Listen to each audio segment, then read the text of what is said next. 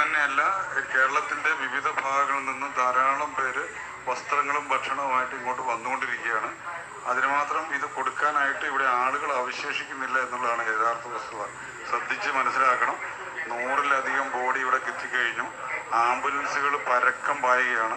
ദുരന്ത ഭൂമിയിൽ 10% ഏരിയയിലേക്ക് കടന്നു ചെല്ലാൻ കഴിഞ്ഞിട്ടില്ല. പോലീസ് പട്ടാളമൊക്കെ വന്ന ആർമി പാലം പണിതുകൊണ്ടിരിക്കുകയാണ്. അവിടെ സാധാരണ ആളുകളെ കടത്തി വിടുന്നില്ല. ദ്രുതകർമ്മ സേനയുടെ അവരുടെ അംഗീകാരമുള്ള ഭരണകൂടത്തിൻ്റെ മാത്രം ആളുകളാണ് അങ്ങോട്ട് കടന്നു പോകുന്നത്.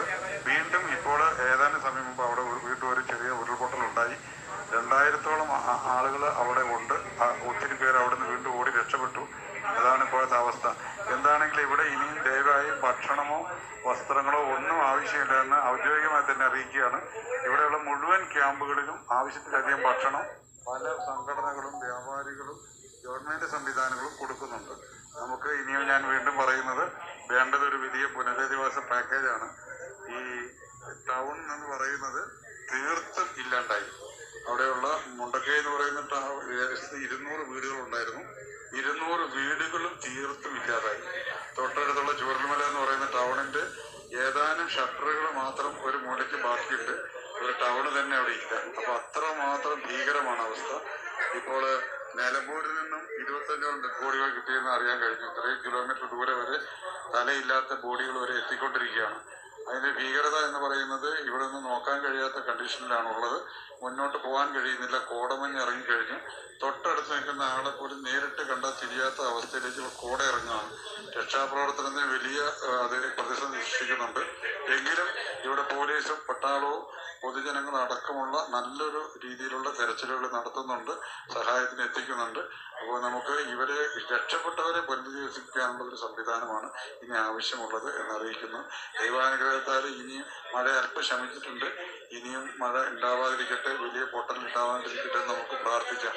Thank you. മാത്യു മത്തായി. ഒരു ഗ്രൂപ്പിൽ വന്ന വയനാടിൽ നിന്നുള്ള ഒരു ശബ്ദ ശകലമാണ് ഇപ്പോൾ കേട്ടത്. അപ്പോൾ ഇങ്ങനെയൊക്കെയാണ് അവിടുത്തെ അവസ്ഥ, ഇപ്പോഴത്തെ അവസ്ഥ. അപ്പോൾ എല്ലാവരും വയനാടിന് വേണ്ടി പ്രാർത്ഥിക്കുക. ഇതൊന്ന് അറിയിക്കണമെന്ന് തോന്നി. പറ്റാവുന്നത്ര പുനരധിവാസ സഹായങ്ങൾ നമുക്ക് ചെയ്യാൻ പറ്റുമെങ്കിൽ അത്രയും നല്ലതാണ്. അപ്പോൾ എല്ലാവരും ഒന്ന് അതിനെക്കുറിച്ചൊന്ന് ആലോചിക്കുക. ഇപ്പോൾ അവിടെ വെള്ളവും ഭക്ഷണവും വസ്ത്രവും ഒന്നുമല്ല ഇപ്പോൾ ആവശ്യം. ഇപ്പോൾ രക്ഷപ്പെട്ട ജനങ്ങൾക്ക് എങ്ങനെ ഇനി ഭാവിയിൽ കഴിഞ്ഞുകൂടാന്നുള്ള കാര്യങ്ങളാണ്. ഒരു ടൗണ് മൊത്തം ഇല്ലാതായിട്ടുണ്ട് എന്നാണ് പറഞ്ഞിട്ടുള്ളത്. അപ്പോൾ അതിനു വേണ്ടി നമുക്ക് ഒത്തൊരുമയോടെ പ്രവർത്തിക്കാം. അതൊക്കെ ഒന്ന് പറയാം. എനിക്ക് പറയാനുള്ള കാര്യങ്ങൾ പറയാനുള്ളത്, എൻ്റെ ഒരു അഭിപ്രായം പറയാനുള്ളത് കൊണ്ടാണ് ഞാൻ ഈ ഒരു വീഡിയോ ഇടുന്നത്. അപ്പോൾ മറ്റൊരു വീഡിയോ വീണ്ടും കാണാം. നന്ദി, നമസ്കാരം.